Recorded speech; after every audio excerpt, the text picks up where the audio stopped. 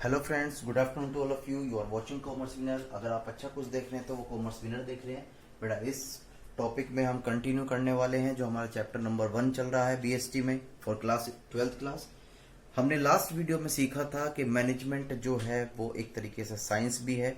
ठीक है, कौन कौन सी बातें हमें बताती हैं कि मैनेजमेंट जो एक तरीके से साइंस है। और हमने ये भी सीखा था कि मैनेजमेंट जो वो एग्जैक्टली साइंस नहीं है, वो इनएग्जैक्ट है। ये सारी बातें हम लास्ट क्लास में कर चुके हैं। आज हम बात करने वाले हैं मैनेजमेंट इज एन आर्ट की। ठीक है, यानी कि मैनेजमेंट एज एन आर्ट। अब क्वेश्चन पूछा जाता है कि क्या मैनेजमेंट जो है वो आर्ट भी है। तो इस चीज के लिए भी हमें पता लगाना होगा, तो हमें इसका नेचर्स देखना होगा, इसके वर्क देखना होगा कि मैनेजमेंट क्या क्या काम करता है, क्या क्या किस तरीके से मैनेज करता है। क्योंकि आप किसी भी चीज का एनालिसिस करने के लिए और किसी भी चीज का आंसर देने के लिए सबसे पहले आपको एनालिसिस करना पड़ता है। तो ध्यान से सुने मेरी बातें कुछ। Art signifies the personal application of knowledge and skill to bring out desired result. ध्यान से। सर कुछ भी समझ में नहीं आया, कोई बात नहीं बेटा, ध्यान से सुने इस बात को। आर्ट जो होती है, पहले उसका मतलब क्या होता है। आर्ट का मतलब होता है कि जो नॉलेज आपके पास है उसे किस तरीके से अप्लाई करना है। ठीक है, आर्ट का मतलब क्या होता है कि जो नॉलेज आपके पास है उस नॉलेज को किस तरीके से अप्लाई करना है। ठीक है, जिससे कि हमारा रिजल्ट आए, जिससे कि हमारा रिजल्ट आए, उसे क्या बोलते हैं हम? आर्ट बोलते हैं। जैसे अगर हम बात करते हैं साइंस की और आर्ट के बीच की बातें करते हैं तो उसमें एक कॉमन सेंस है। क्या? साइंस जो है वो सीखी जाती है, ठीक है, और जो आर्ट जो होती है वो प्रैक्टिसाइज की जाती है। ठीक है, ये बात समझ में आती है। साइंस जो है वो क्या काम करती है? आपको नॉलेज गेन करती है, लेकिन आर्ट सिखाती है how to apply that knowledge. ये बात समझ में आती है। तो मैं लिख रहा हूं यहां पर साइंस, अगर हम इसकी बातें करें, साइंस इज लर्नेड, यानी कि साइंस जो है वो लर्नेड करी जाती है। और यहीं पर अगर हम बात करते हैं आर्ट की, तो एन आर्ट इज एन प्रैक्टिसाइज। ये बात समझ में आ गई होगी, उम्मीद है। ठीक है, फिर दूसरी वही वाली बातें, science is to seek knowledge. ठीक है, लेकिन जो आर्ट जो होती है वो होती है इज टू अप्लाई नॉलेज। ये दोनों बातें, ये सारी बातें जो मैंने अभी आपको समझाई थी, ये वही है। क्लियर है बातें?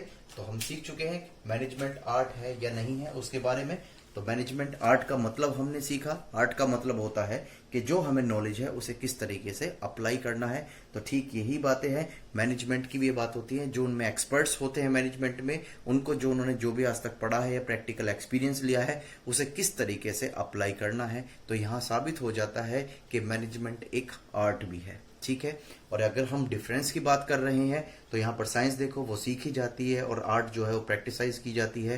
साइंस जो है वो नॉलेज लेती है, साइंस जो है वो नॉलेज देती है, लेकिन आर्ट जो है वो सब समझाती है कि जो नॉलेज आपके पास है उसे किस तरीके से अप्लाई करी जाती है। अगर हम एक पेंटर की बात करें, ठीक है, हम समझ सकते हैं कि साइंस से हम लॉजिक लगा सकते हैं कि इस कलर से ये इफेक्ट पड़ेगा, ये बना दो, इस तरीके से डिजाइन कर दो। ठीक है, लेकिन जो अप्लाई होता है, जो उसे बनाएगा, यानी कि उसे नॉलेज भी है कलर्स की और उसे बनाने की भी नॉलेज है, तो यानी कि वो कहलाई जाती है आपकी आर्ट। ये बात समझ में आ गई होगी। ठीक है, तो आर्ट के अंदर जो है क्या क्या फॉलोइंग फीचर्स होते हैं वो चीजें देख लेते हैं हम। तो बने रहिएगा मेरी वीडियो के साथ, continue please keep watching, continue with my video. अब इसमें हम फीचर्स की बात कर रहे हैं। ठीक है, किसकी फीचर्स की बात करें? क्या मैनेजमेंट की? नहीं बेटा, हम आर्ट के फीचर्स की बात कर रहे हैं। किसकी बात कर रहे हैं? आर्ट के फीचर्स की। ठीक है, पहला पॉइंट है इसमें थ्योरेटिकल नॉलेज, यानी कि थ्योरेटिकल नॉलेज। वेरी गुड, तो ये पहला पॉइंट हो गया आपका। दूसरा पॉइंट इसमें बनता है पर्सनलाइज, ये बनता है आपका personalise application of knowledge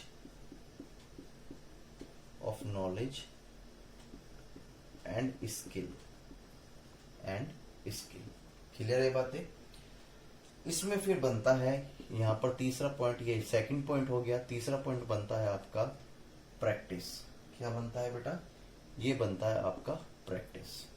this is your third point. इसके बाद जो आपका फोर्थ पॉइंट है वो देख लेते हैं। अभी हम मैनेजमेंट की फीचर्स की बात कर रहे हैं, फिर इसकी कंपेयर करेंगे मैनेजमेंट से कि क्या मैनेजमेंट में कुछ ऐसे कंपोनेंट है जिस वजह से हम इसको आर्ट भी बोल सकें। ये बात ध्यान रखना, जैसे हमने साइंस में किया था बिल्कुल हम इसमें भी ऐसा ही करने वाले हैं। तो सबसे पहली बात क्या है यहाँ पर? Theoretical knowledge. ठीक है, ये किसके फीचर्स हैं बेटा? ये आर्ट के फीचर हैं। ठीक है, ये हम इसको रीड कर लेंगे, फिर चेक करेंगे क्या इनमें से कोई फीचर्स मैनेजमेंट के अंदर भी आता है या नहीं। अगर आता है तो मैनेजमेंट भी एक तरह की कला है, यानी कि आर्ट है। तो ये चीज सीख रहे हैं इसमें। तो पहला क्या है? Theoretical knowledge. तो आर्टिकल्स यानी कि जो आर्ट जो होती है वो हमेशा बेस होती है किस पर? थ्योरेटिकल कंसेप्ट पर। ठीक है, जैसे principles and application about the particular field such as music, painting and acting. ये आपको पता होना चाहिए। क्या? जैसे म्यूजिक हुआ वो भी एक कला है। ठीक है, पेंटिंग करते हैं वो भी क्या है? एक कला है। Very good. और साथ में आपके एक्टिंग करते हैं तो वो भी क्या है? एक कला है। ठीक है, तो सबसे पहला कंसेप्ट क्या हो गया कि जो आर्ट होती है उसमें पहला फीचर्स होता है ये थ्योरेटिकल्स नॉलेज होती है। क्या होती है? थ्योरेटिकल्स नॉलेज, कि हमें जो है सारे प्रिंसिपल्स का ज्ञान है और उसको अप्लाई किस तरीके से करना है। हमें जैसे इसके बारे में पढ़ा, महसूस करा। जो नोट्स होते हैं ना म्यूजिक, जब आपने देखा हो कहीं वो लैंग्वेज लिखी होती है तो बेटा वो नोट्स होते हैं। क्या होते हैं वो? नोट्स बोलते हैं म्यूजिक की लैंग्वेज में। तो वो जो म्यूजिशियंस है उस आर्ट को केवल वो ही समझ सकता है। अगर हमारे सामने रख दे तो हम नहीं समझ पाएंगे। केवल वो कौन समझ सकता है? म्यूजिशियंस। तो इस वजह से वो ये थ्योरेटिकल्स नॉलेज होती है जो आपकी आर्ट होती है, ये इसका फीचर्स होता है। क्लियर है? फिर दूसरी पॉइंट होती है इसमें personalise application of knowledge and skills. ध्यान से, इसमें जो भी आपको नॉलेज होती है उसको किस तरीके से अप्लाई करना है। जैसे म्यूजिक, जैसे पेंटर है, पेंटर को नॉलेज है कि यहाँ पर किस तरह की पेंटिंग प्रिपेयर करनी है। ठीक है, तो वो कर सकता है, हमें इस चीज का नॉलेज नहीं है। एक एक्टर है, उसे इमोशनल सीन दे दीजिएगा, एंग्री सीन दे दीजिएगा, कॉमेडी सीन दे दीजिएगा, उसे कौन सी सिचुएशन में किस तरीके के सीन प्ले करने हैं स्क्रीन पर, वो सब चीज की उसे नॉलेज होती है। और उसे किस तरीके से अप्लाई करना है उस चीज के बारे में भी उसे पता रहता है। ये बात समझ में आती है? ठीक, वेरी गुड। तो ये बातें भी हम कर चुके हैं और ये बातें भी। तीसरा पॉइंट होता है आपका practice. Art is learn and refined through the continuous practice. ध्यान से, अगर आपने एक बार सीख लिया, यानी कि मैंने सपोज करो ड्राइंग्स करनी सीख ली या मैंने पेंटिंग करनी सीख ली, तो मैं तब तक ही उसे अच्छा कर पाऊंगा जब तक मैं कंटिन्यू प्रैक्टिस में हूं, कंटिन्यू प्रैक्टिस में हूं। ठीक है, तो यही बातें लिखी जाती है कि जो आपकी ड्राइंग्स होती है वो प्रैक्टिस के ऊपर बेस होती है। तो इसे हमेशा प्रैक्टिस करते रहिए और कंटिन्यू करते रहिए। फोर्थ पॉइंट आता है इसके अंदर क्या? क्रिएटिविटी। ठीक है, art is creativity in nature's, यानी कि जो नेचर जो होता है आर्ट का, वो क्या नेचर होता है? क्रिएटिव होता है। क्रिएटिव का मतलब क्या? कि नई नई चीजें आती है। क्या आती है? नई नई। जैसे म्यूजिक है तो म्यूजिक में पहले कुछ और चला करते थे, बीच में कुछ रैप वाई, कुछ रैप भी आती है, कोई इमोशनल्स भी आते हैं, कोई देसी भी चलते हैं, कोई अलग भी बीट्स चलती हैं। बहुत कई टाइप्स के म्यूजिक हो चुके हैं, मुझे इस चीज का ज्ञान नहीं है। तो ये क्या करता है? क्रिएटिविटी बताती है।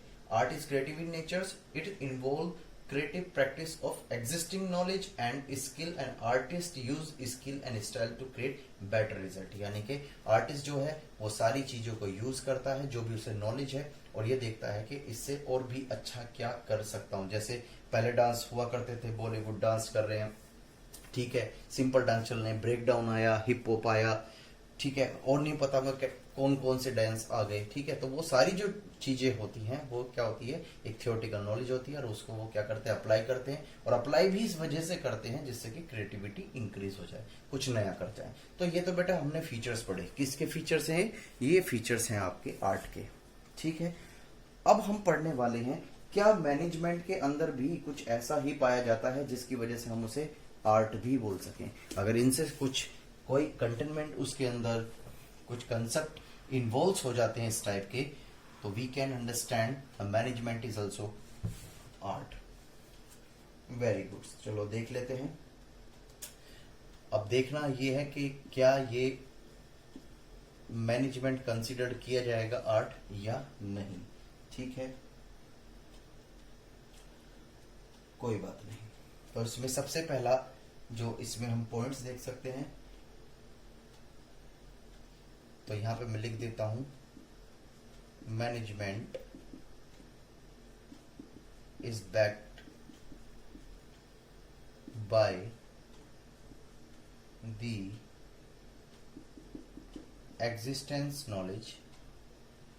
existence of theoretical knowledge, थ्योरिटी, ठीक है, ये आ गया थ्योरिटिकल नॉलेज। क्लियर है? ठीक है, this is the theoretical knowledge.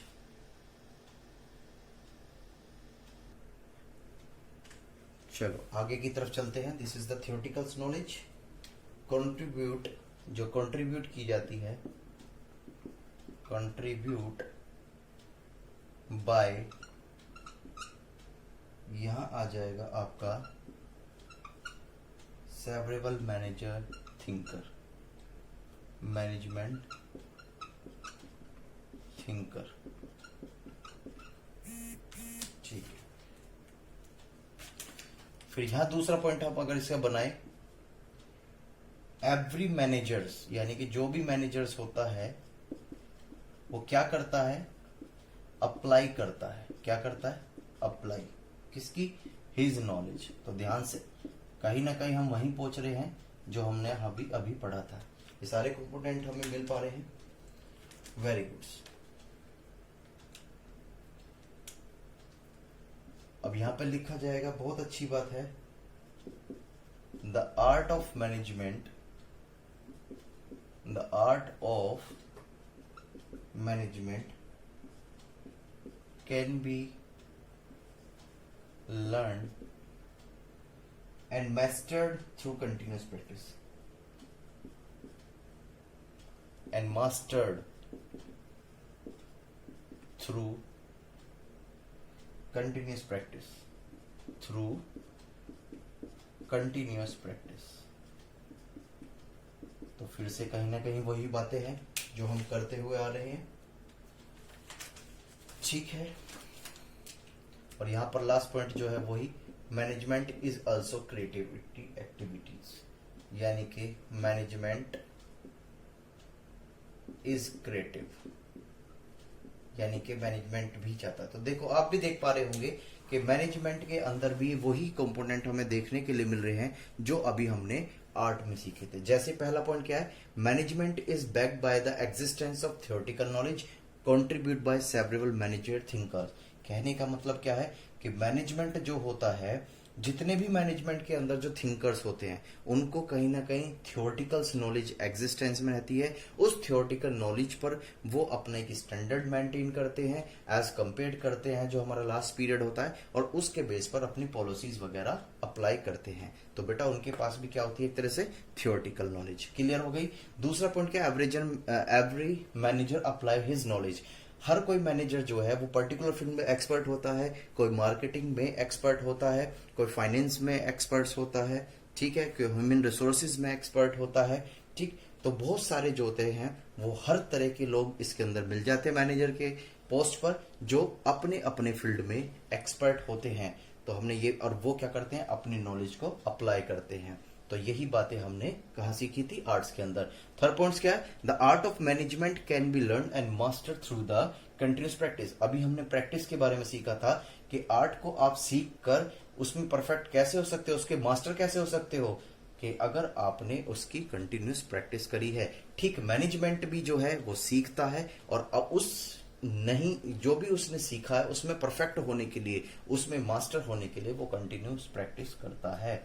और फोर्थ पॉइंट जो था इसमें वो यही था कि मैनेजमेंट भी क्रिएटिव होता है, क्योंकि ये भी जैसे जैसे सिचुएशंस चेंज होती रहती है उसके अकॉर्डिंग ही अपने प्रोडक्ट मार्केट में लॉन्च करते हैं, जिससे कि कस्टमर की नीड्स पूरी होती रहे और जो वो कॉस्ट है वो रीजनेबल चीप प्राइस पर हम उसे मार्केट में सेल कर सके। तो ऐसा करने के लिए, अपने कस्टमर को इंक्रीज करने के लिए, अपने कस्टमर को अट्रैक्टिव करने के लिए मैनेजमेंट जो होता है वो कुछ ना कुछ क्रिएटिविटी लाता ही रहता है।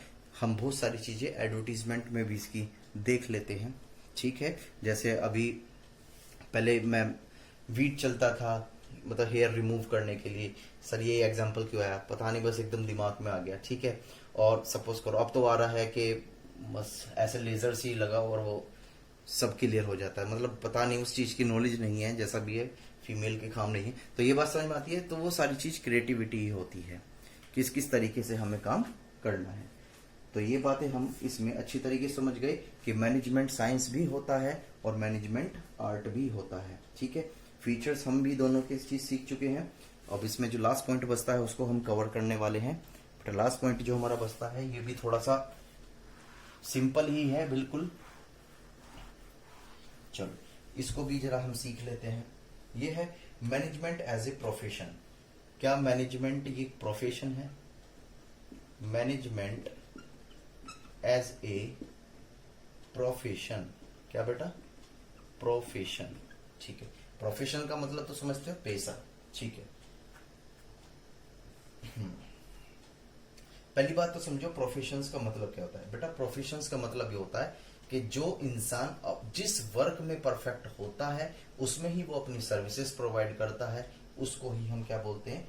प्रोफेशंस बोलते हैं। क्या बोलते हैं? प्रोफेशंस। जैसे एक डॉक्टर है वो एक्सपर्ट होता है, एक फिजिशियन होता है, एक सर्जन होता है। तो जो सर्जन है वो ऑपरेशंस करने में एक्सपर्ट है, ठीक है। और फिजिशियंस जो है वो अपनी मेडिसिन में एक्सपर्ट है, तो उसको हम एक तरह से क्या बोलते हैं? प्रोफेशंस। तो ये बातें चेक करने के लिए अब हम यहाँ पर क्या चेक करने वाले हैं, क्या मैनेजमेंट भी एक प्रोफेशंस का काम करता है या नहीं करता। तो ध्यान से देखते हैं प्रोफेशंस के अंदर क्या क्या चीजें होनी चाहिए।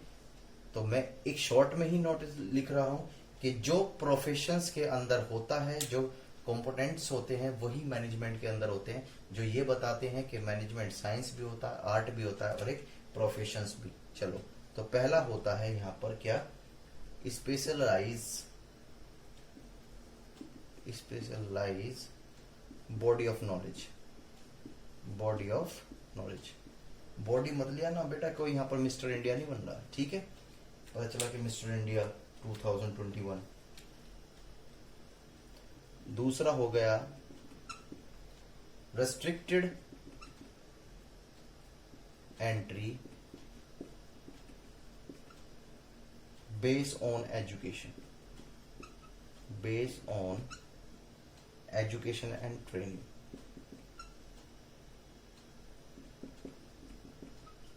ठीक है। फिर होता है इसमें प्रोफेशन एसोसिएशन। प्रोफेशनल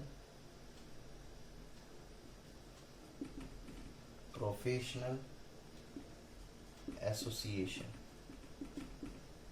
ठीक है। Ethical code of conduct. Ethical code of conduct, ठीक है। Service motive. Service motive. तो यहां पर आप देख पा रहे हो कि प्रोफेशंस के अंदर क्या क्या चीजें होती हैं। तो पहला क्या है? वही मैनेजमेंट के अंदर भी हमें ये चीजें पाई जाती हैं। तो इस वजह से जो मैनेजमेंट होता है वो भी एक तरीके से क्या चीज होती है? आपकी प्रोफेशनल्स। चलो इसको जरा देख लेते हैं, जरा ध्यान से देखते हैं। पहला पॉइंट क्या है इसमें? Management as a profession, specialise body of knowledge. क्या होता है स्पेशलाइज नॉलेज की अगर हम बात करें तो ध्यान से देखते हैं इसे। Like any other profession, management has specialised body of knowledge.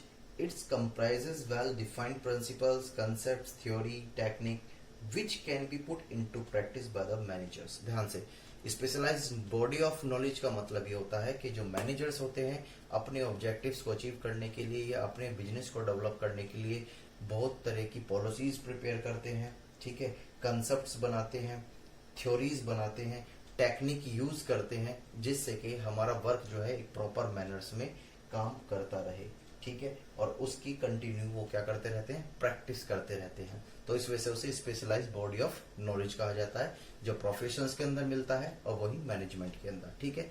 Restricted entry based on education and training, तो इसमें क्या कहता है, entry to a profession is based on formal education and training, but entry to management profession is not restricted, there is no prescribe qualification MBBS in case of medical profession to become a managers। ध्यान से, restricted entry based on education and training, यानी कि कोई भी restrictions नहीं होती है। कहने का मतलब ये क्या कि जैसे सपोज करो आपको मैनेजर बनना है किसके अंदर, मेडिकल कंपनी के अंदर, तो वहां पर आपको जो है डिग्री होनी चाहिए MBBS की। किसकी डिग्री, MBBS की। तो क्यों, क्योंकि वहां पर कोई भी आपकी पोस्ट जो होती है यानी कि क्वालिफिकेशंस जो है वो प्रिस्क्राइब नहीं करी गई है। तो इस वजह से मैनेजमेंट एक तरह से प्रोफेशंस में भी आता है, ये बातें वहां भी होती है और ये बातें यहां भी होती है। थर्ड पॉइंट क्या है आपका, प्रोफेशनल एसोसिएट बॉडी, ठीक है। तो इसे देख लेते हैं जरा, जैसे एक एग्जांपल देख लेते हैं, जैसे chartered accountant, the institute of chartered accountant of India ICAI, ठीक है। तो उसमें ज्यादातर जितने भी मेंबर्स होते हैं वो क्या होते हैं, सारे CA ही होते हैं। तो ऐसी वो क्या होता है, प्रोफेशन होता है। तो ऐसी मैनेजमेंट जो होता है, तो उसमें जो टॉप लेवल मैनेजमेंट होते हैं, ठीक, तो जो मार्केटिंग हेड होता है, तो उसमें जितने भी एम्प्लॉयज एम्प्लॉय करे जाते हैं वो सभी वही होते हैं जो मार्केटिंग में एक्सपर्ट्स होते हैं। तो प्रोफेशनल एसोसिएशंस में और मैनेजमेंट में यहाँ भी कोई अंतर नहीं पाया गया। इसी बेस पर ये मैनेजमेंट जो है प्रोफेशंस भी कहा जाता है। फिर होता है ethical code of conduct. Ethical code of conduct का मतलब क्या होता है, जैसे प्रोफेशनल्स अपने बनाते हैं, जैसे CA वालों ने बना रखा है कि कोई भी इंसान जो जॉब करता है वो एक्सटर्नल ऑडिटर्स नहीं हो सकता। तो ऐसी मैनेजमेंट जो है अपने भी कोड ऑफ कंडक्ट प्रिपेयर करते हैं, ठीक है, कि जो भी वर्क उन्हें करना है या जो भी उनकी पॉलिसीज है या जो भी उन्हें काम कंडक्ट करना है, किस मैनर में करना है, वो सारी स्कीम्स, सारी पॉलिसीज लिखी जाती हैं। तो उसे बोलते हैं एथिकल कोड ऑफ कंडक्ट। फिर क्या होता है, मैनेजमेंट का पर्पस भी सर्विस मोटिव होता है और प्रोफेशन का मतलब भी क्या होता है, सर्विस मोटिव ही होता है। क्योंकि जो मैनेजमेंट होता है वो उसके अंदर जो एक्सपर्ट्स होते हैं वो अपनी सर्विसेज प्रोवाइड करते हैं कि अगर कंपनी का ये ऑब्जेक्टिव है तो इस ऑब्जेक्टिव को अचीव करने के लिए उन्हें क्या क्या स्टेप्स लेने पड़ेंगे। तो ये जो मोटिव है एक तरीके से सर्विस प्रोवाइड करने का है और मैनेजमेंट का भी यही मोटिव है। इस वजह से जो मैनेजमेंट है वो भी क्या कहलाता है बेटा, प्रोफेशंस। ठीक है, ये बात समझ में आती होगी, ठीक, वेरी गुड, बहुत अच्छी बात है। इनको बस रीड करना है, कुछ नहीं करना। एग्जाम ओरिएंटेड ये लीस्ट इंपोर्टेंट है, बट कोई बात नहीं, आपको इसको पढ़ना है, कंटिन्यू पढ़ते ही रहना है, कोई ऐसी दिक्कत नहीं है। चलो अब हम सीखने वाले हैं क्या, लेवल ऑफ मैनेजमेंट। इसका थोड़ा सा बेसिक देख लेते हैं, हम इसे नेक्स्ट क्लास में ही कंप्लीट करेंगे। बस मैं इसको बताना चाहूंगा कि लेवल ऑफ मैनेजमेंट का मतलब क्या है। बेटा ध्यान से, हर जगह जो है आपको कहीं ना कहीं लेवल मिलेगा, ठीक है। एक तो होता है हाईएस्ट लेवल, एक मिडिल लेवल। इंसान भी तीन तरीके के होते हैं, पुअर, मिडिल और रिच। तो इस दुनिया में भी मैनेजमेंट ही तीन टाइप के होते हैं, क्या, या तो हाई, जिसे आप अपनी लैंग्वेज में टॉप लेवल मैनेजमेंट बोलोगे, ठीक है। फिर दूसरा होगा मिडिल, कौन सा होगा, मिडिल लेवल मैनेजमेंट। फिर होगा बेटा आपका कौन सा, लोअर लेवल, कौन सा, लोअर लेवल मैनेजमेंट। इनकी ड्यूटीज, इनके काम, इनके सबके वर्क, इनकी नॉलेज हर तरह से एक दूसरे से अलग है। जैसे एग्जांपल अगर हम टॉप लेवल मैनेजमेंट की बात करें तो इसमें सारे अपने फील्ड में पर्टिकुलर जो होते हैं वो एक्सपर्ट्स होते हैं। क्या होते हैं, एक्सपर्ट्स। जैसे अगर कोई कंपनी का इन्वेस्टमेंट करना चाहती है तो इन्वेस्टमेंट एक्सपर्ट्स होते हैं। अगर कोई कंपनी लोन टेकन करना चाहती है तो फाइनेंस एक्सपर्ट्स होते हैं। अगर कोई कंपनी इंपोर्ट्स करना चाहती है, एक्सपोर्ट करना चाहती है, तो उसके लिए भी अलग से क्या होते हैं, एक्सपर्ट्स होते हैं। तो यहाँ पर जो high level top level management होता है, यहाँ पर जो एम्प्लॉइज अपने फील्ड में मास्टर है, परफेक्ट है, तो वो ही इसके अंदर आता है। ठीक है, मिडिल लेवल मैनेजमेंट में हम आ गए कि जो टॉप लेवल मैनेजमेंट पॉलिसीज या बना के देंगे वो किसको देंगे, मिडिल लेवल मैनेजमेंट को, और वो मिडिल लेवल मैनेजमेंट एग्जीक्यूट करेगा और वो किसको बताएगा, अपने लोअर लेवल मैनेजमेंट से। क्यों? क्योंकि जो टॉप लेवल मैनेजमेंट है वो डायरेक्टली लोअर मैनेजमेंट से बात नहीं करता, वो जवाब किससे मांगता है, मिडिल लेवल से। क्यों? अगर वो डायरेक्ट इनसे ही मांगेगा तो इनकी रेस्पॉन्सिबिलिटी क्या रह जाएगी। तो ये क्या काम करता है, ये सारी सिचुएशंस मिडिल वालों को दे देता है काम करने के लिए, और ये लोअर लेवल को देते हैं। लोअर लेवल के बारे में अगर जानना होता है तो टॉप मैनेजमेंट पहले इनसे बात करता है, और ये किसको कम्युनिकेट करते हैं, टॉप लेवल को। इसमें भी कम्युनिकेट करने के कई तरीके हैं, वो सारी चीजें हम सीखेंगे, लेकिन इस वीडियो में अभी हम बस कुछ नहीं कर रहे, जस्ट लाइक ए ओवरव्यू। तो जो नेक्स्ट टॉपिक हमारा रहेगा बेटा, क्या, लेवल ऑफ मैनेजमेंट, उसमें हम यही बातें करने वाले हैं। क्या बात करने वाले हैं कि एक तो टॉप लेवल मैनेजमेंट होता है, और एक मिडिल लेवल मैनेजमेंट होता है, और एक लोअर लेवल। ठीक है, ये बात समझ में आ रही होगी, वेरी गुड। तो चलो मैं इसका कुछ एक छोटा सा चार्ट बना देता हूँ जो नेक्स्ट वीडियो के लिए हमारे लिए बहुत सिंपल हो जाएगा। ठीक है, इसको आप कर लीजिएगा, बस चार्ट ही बनाना है, उसे हमें रीड नहीं करना है, हम फिर उस हिसाब से बनेंगे। जैसे मैं बना देता हूँ एक छोटा सा ट्राइंगल आपके लिए, इसमें मैं इस तरीके से डिवाइड कर देता हूँ, जैसे BOD है। सर ये क्या होता है बेटा, बोर्ड ऑफ डायरेक्टर। कौन होते हैं ये, बोर्ड ऑफ डायरेक्टर। सर ये क्या होता है, बाद में बताएंगे बेटा, बाद में, बस करते रहो, अभी नहीं। या चीफ एग्जीक्यूटिव क्या होते हैं, CEO। मैं लिख देता हूं एक बार वैसी, CEO या C लिख देते हैं। चलो नहीं सर पूरा लिखो ना, चलो लिख दिया भाई, CEO। ठीक है, तो इसे देख लेते हैं हम, इसका नाम क्या होता है। शायद मेरी इंक खत्म हो गई है, इस वजह से मुझे परेशानी हो रही है, बट कोई बात नहीं, नेक्स्ट वीडियो में हम अच्छी तरीके से इसे एक्सप्लेन भी करेंगे और पढ़ते भी चलेंगे। चीफ एग्जीक्यूटिव ऑफिसर्स क्या होते बेटा, ऑफिसर्स। ठीक है, जनरल मैनेजर्स जिसे हम GM बोलते हैं, क्या बोलते हैं बेटा, GM, general manager, general manager. Clear है, ये आपके टॉप लेवल में आते हैं। ये हम किसकी बात कर रहे हैं, टॉप लेवल की। ठीक है, बीच में क्या होता है आपके मिडिल लेवल मैनेजमेंट में, यहां पर देख सकते हैं हम डिविजनल हेड। ठीक है, रीजनल मैनेजर, जगह जगह के अलग अलग मैनेजर्स, वो सब सीखेंगे हम, कोई दिक्कत नहीं। Regional manager, operation, plant, supreme, बहुत सारे होते हैं। ठीक, फिर बीच में आता है आपका, यहां लिख देता हूं, कभी कहो कि सर लिखवाया ही नहीं, ऑपरेशन मैनेजर। बेटा ऑपरेशन से वो वाला मत समझ लेना, डॉक्टर वाला। ठीक है, इसमें होता है सुपरवाइजर,